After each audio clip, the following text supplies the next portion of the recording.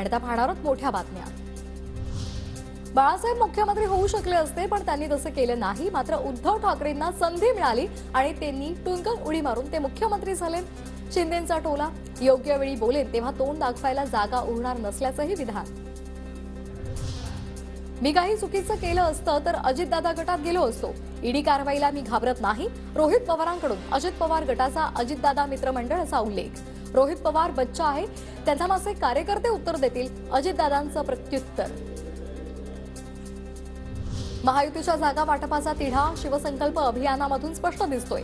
महायुतीमध्ये जागा वाटपावरून रस्सीखेच हे अभियान त्याचाच भाग। मुख्यमंत्री शिंदे हे शेतकऱ्यांच्या व्यथा ऐकण्यासाठी आले असते तर आनंद झाला असता, अमोल कोल्हेंचा टोला। आम्ही निवडणुका पाहून काम करत नाही, आम्ही लोकांसाठी निर्णय घेतो। फील्डवर उतरून काम करणारे हे सरकार आहे, घरी बसून आदेश देणारे हे सरकार नाही। मुख्यमंत्र्यांचे उद्धव ठाकरेंना टोले।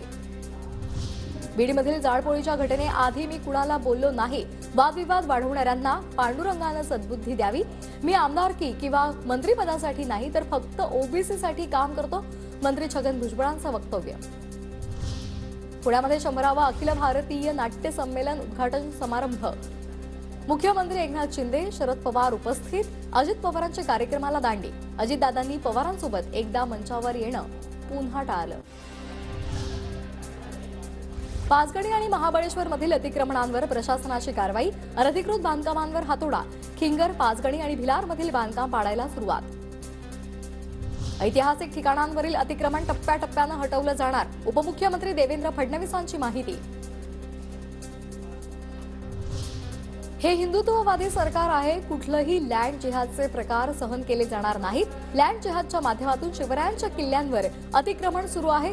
हिंदुत्ववादी सरकार कुठलंही अतिक्रमण ठेवणार नाही, आमदार नितेश राणेंचा इशारा।